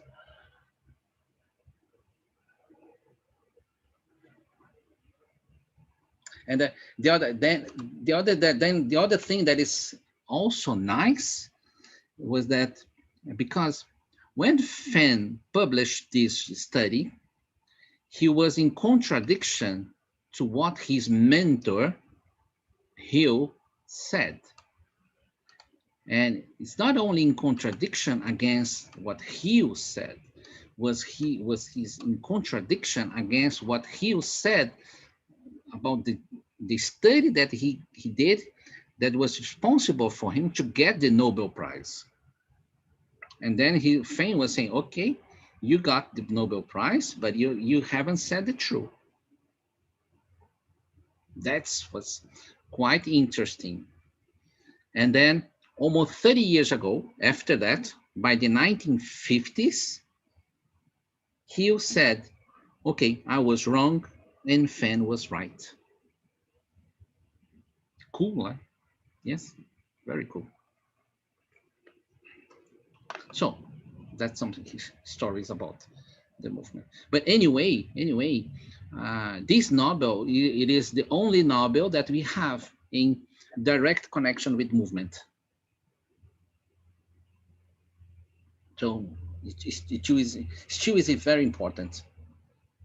And it's still a lot of people, and I can say that even after Fein saying that it's not correct to call muscles as springs, a lot of people use the idea of a spring mass model to model muscles, because a lot of mechanical behaviors work like a spring, but it is not a spring, truly speaking, but works like. Okay. And this is something very important. It's also connected to some other question that some people did. Neural network is not neurons. It's not the brain. It's not the real neuron. It is only a model. It is only a simplified representation of something. So, and when you are doing a model,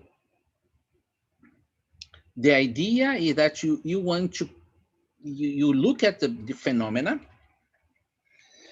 and you see something that is important within the phenomena, and then you look for something more simple within the nature that behaves not like the whole system, but behaves just like the variables that you have chosen from the phenomena. Okay. So I think that it is enough for us for today.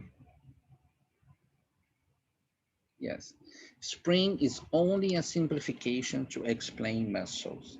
Muscle doesn't work like a spring necessarily, but sometimes we can think that it look like a spring. Okay, and I think that every time that we can look at something and turn that into a more simplistic way and still have the same behavior, you are doing modeling. The problem it is that people who complains about modeling, you cannot explain everything with the model. You explain some things. You have limits for your model. And that's what happens when we try to explain movement as well. We cannot explain all the variability. We cannot explain all the experiences. We cannot explain why people are different and a lot of things we cannot explain.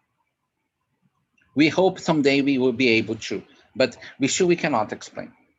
But then it is a limitation of the model. But limitation, it doesn't mean that it is wrong. It also means that word is limited. Okay? And it's important because this is science. This is science. We are always trying to explain something, although we cannot explain the real truth. But we are trying to.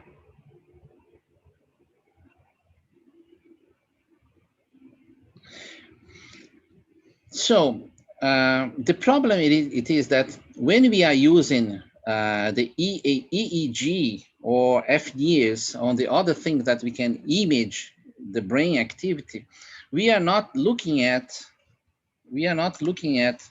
the action potential. When you are doing EEG, you are looking at the summation of thousands, millions, billions of, because if you think a 3 millimeters square cube from your brain has hundreds of thousands of neurons. So if you put EEG on a scalp, it means that you are measuring the activity of millions of neurons.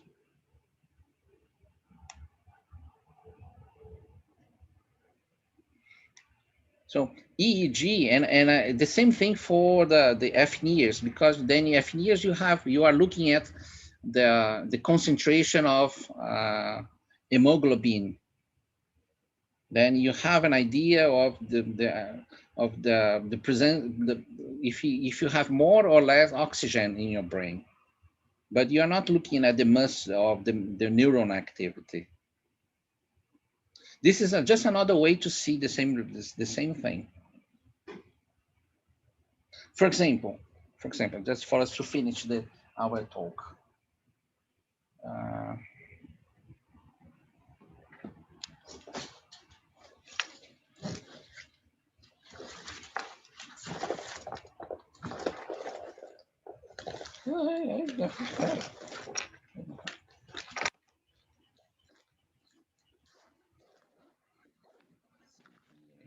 Here, this is a pen drive, okay? This is a pen drive.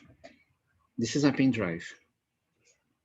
And I have stored here a movie. For example, I have stored here a movie. But if I take a picture If I take a picture of my pen drive with the picture of my pen drive, okay?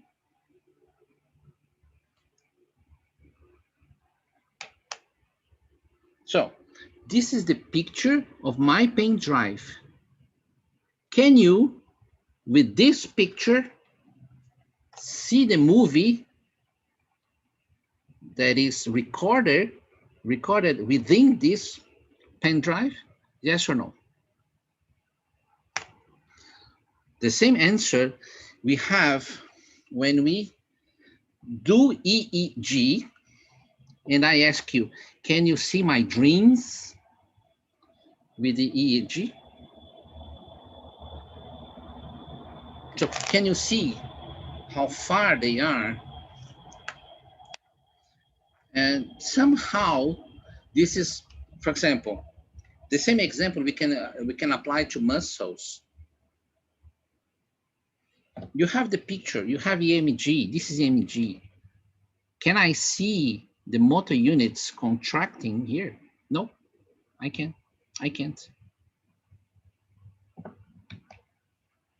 Okay, buddies. So I think that it's time to finish. I've been talking too much. And tomorrow we have the last invited speaker, Professor Esteco. He's going to talk about another very interesting issue, which is fascia. That is cool as well. Okay, buddies. See you tomorrow.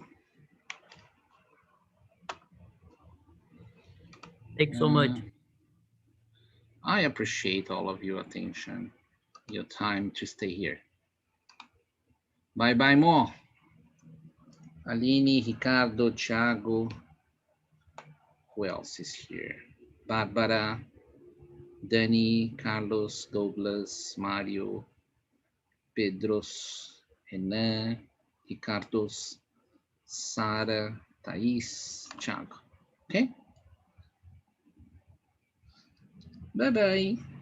See you tomorrow.